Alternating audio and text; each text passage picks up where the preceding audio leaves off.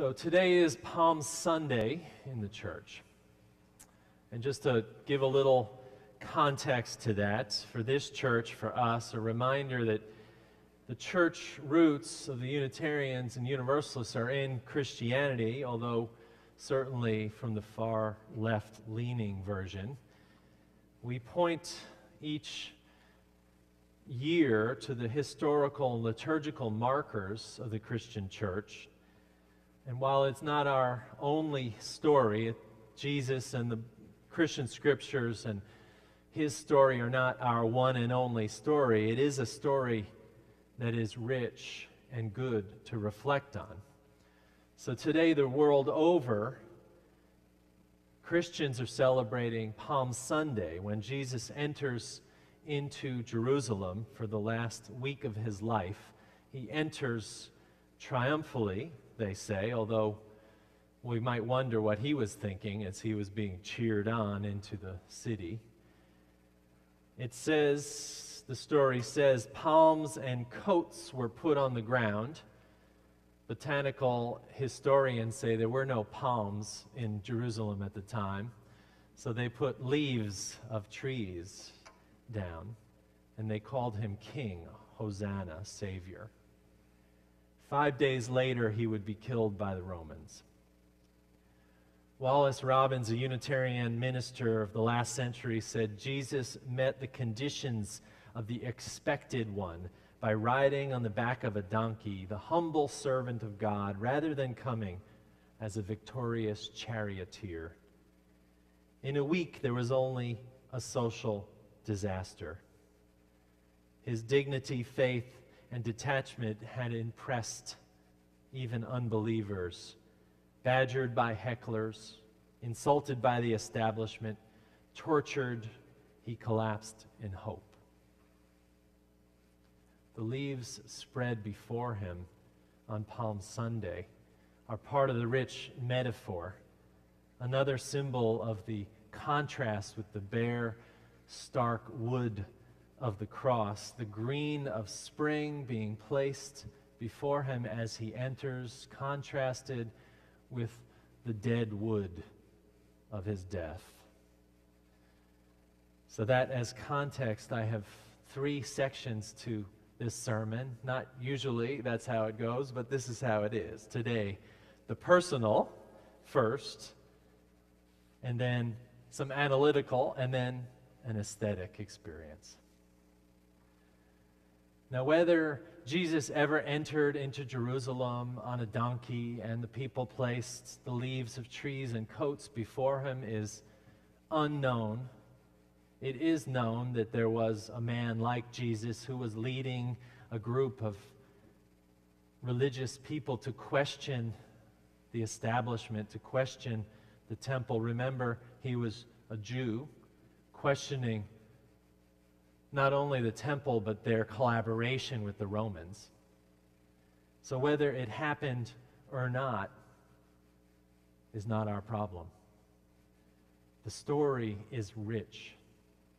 And first, from a personal standpoint, if we take a step back and look at this story, of which I zero in not on the entry into Jerusalem, but the moment where Jesus and Pilate are presented to the crowds. Loved one day, rejected 5 days later. Have you ever lost the love of someone? Have you ever been cast out or rejected?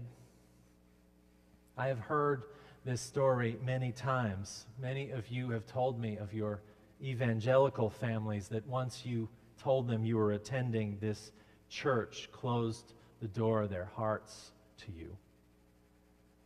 Many have told me of coming out as gay or lesbian or being transgender or questioning and having families that shut the door on them literally. I have met too many who have known that kind of rejection. But what experience do you have? If not those, then others, certainly like Jesus, rejected, home one day, cast out the next.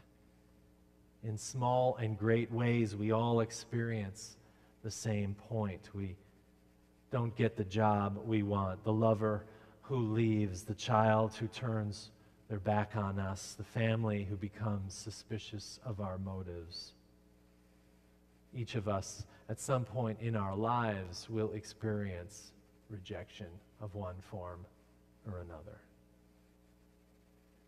And the danger is in our accepting the role of the victim, in forgetting that we have agency and power in such situations. Look to the Jesus figure in that story when Pilate goads him and says, "Are you the king of the Jews, as they say?" And he says, "You say so." Like a mirror. Like a mirror, we too can hold up to those who reject or cast us out. In the holding of the mirror is strength, the story says. The challenge is that even in the losing of things and people we love, there is grace and there is hope. If this parable is asking us a personal question, it is asking, in what ways have you been received like a king or a queen one day and rejected like a thief the next? Only to know that it is because you were who you were.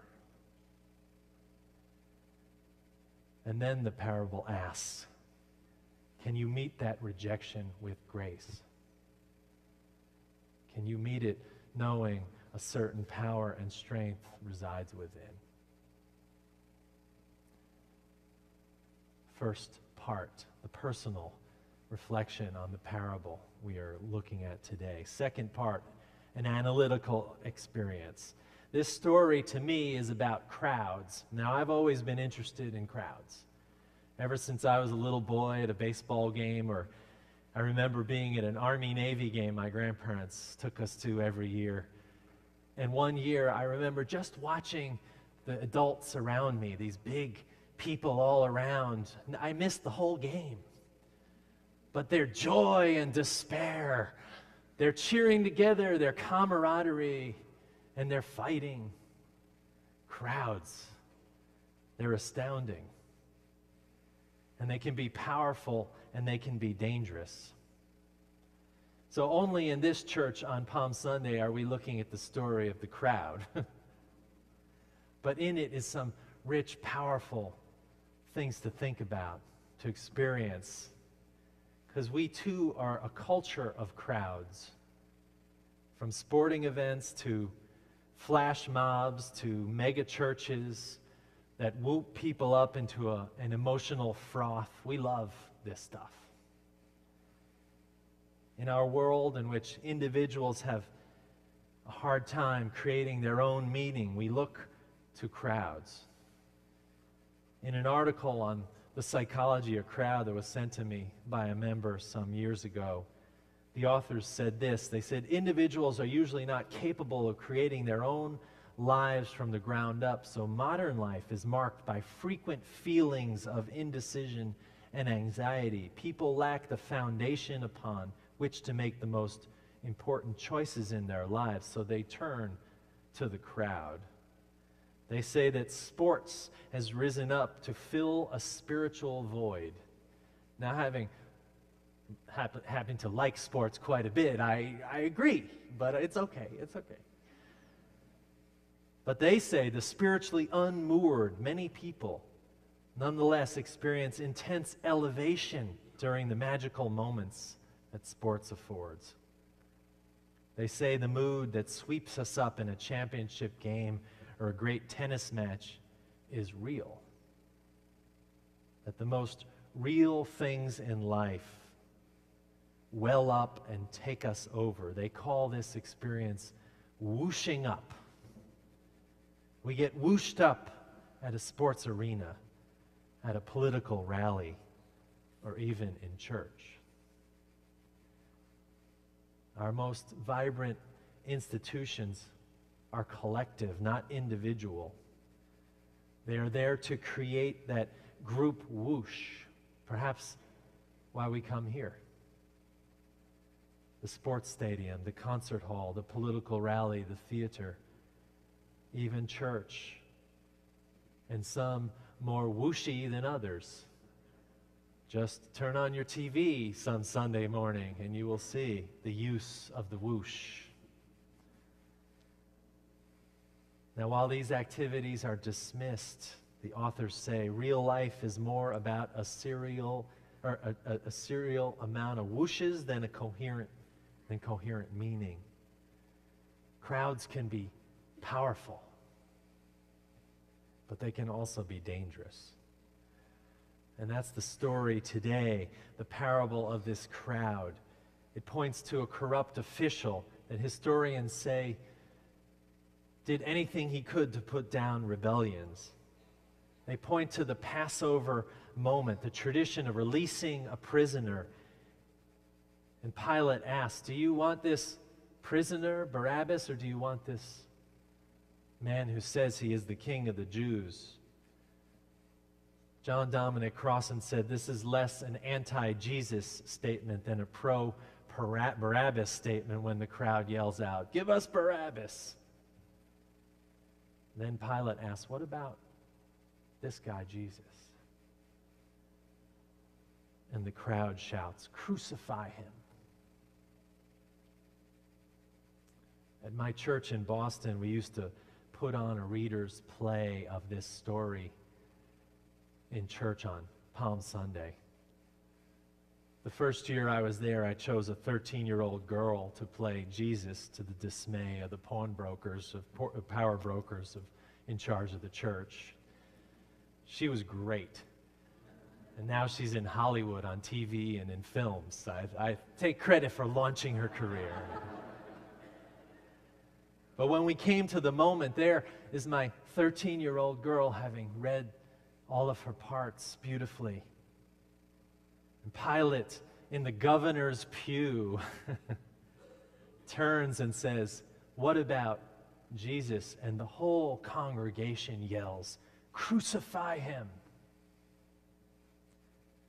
Each year my skin crawled with that moment. The power and the danger of crowds that we see acted out in riots and concerts gone astray, when crowds turn to violence. And what is our role in the crowd?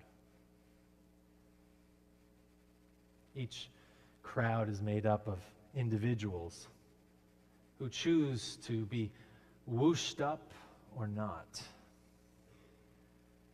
The dangers abound. Corrupt preachers have known this for a long time of crowds. A colleague of mine used to say before he died, when I start saying, "We believe," stop me or stop listening.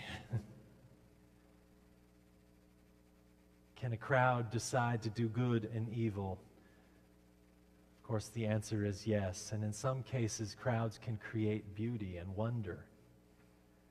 They can take the whoosh that we saw in Nazi Germany or at the last riot that killed people at Walmart and turn it for good and beauty.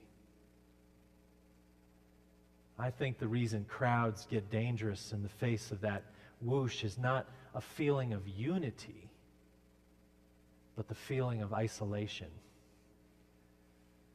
The sense that if I don't join, I will be cast out.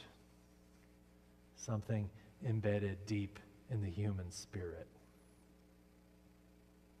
So the question is always, how are we going to find ways to combat the danger of the crowd? The antidote may be to try to bring others closer, continually closer in our relationships, breaking down the feeling of isolation and despair to hope and hope-filled lives. The power and danger of the crowd. And now, part 3. The aesthetic. We see crowds make beauty. We see it here. We see it in our choir loft. We see it in public displays of art. In times of crisis, people come together and make altars to those lives lost, or art for the sake of public art. All for what? To break down the isolation, to connect us to one another.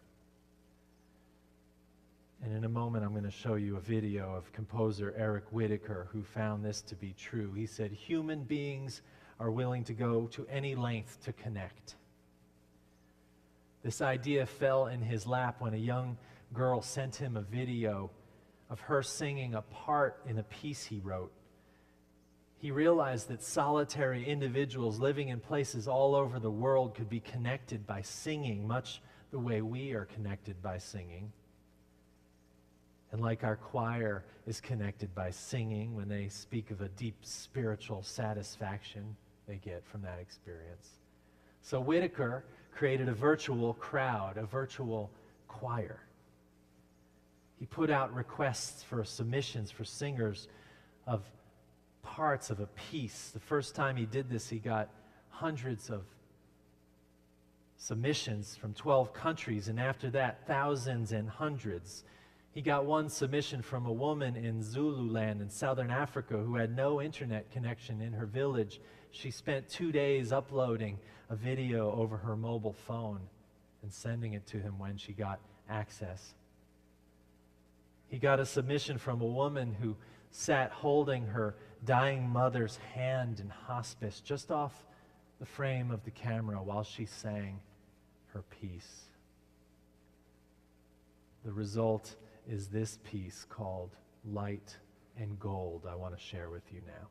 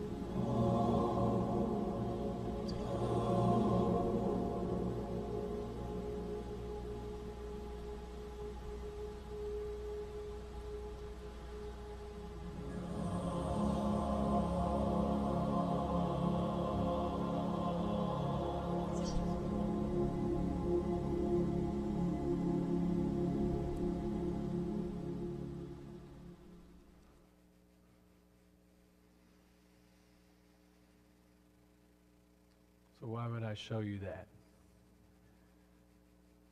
Partly because I can. In part because this year of the creative spirit, but mostly because it's beautiful. It is beauty. It is a crowd created where there was no crowd, but not for evil, but for good. Singers from all over the world connected with each other. It is a creative crowd pointing the way towards something new in a technological world. They transcended their isolation. And if they can, we can. The virtual choir says that they have had collaborations, they have had engagements, they have had memorials. And this may be a model for a crowd wise and beautiful that can cross borders in our modern world. In a world in which we turn towards sporting events and crowds to fill the void of our spiritual lives, maybe we can turn to one another. I like it because it took isolation and turned it into community. Solitary voices into a choir, a crowd for good, not evil. In the gospel story, the teacher was welcomed, then rejected. The crowd called for his death. No beauty emerged, only violence. I wonder if we can rewrite this part of human culture and use the whoosh for good. It starts with each of us contemplating the importance of our gifts and our place in the world and finding ways to contribute to the salvation of all. The Holy Week begins, and may it be a week of reflection for you as we together prepare for the joy of Easter Day.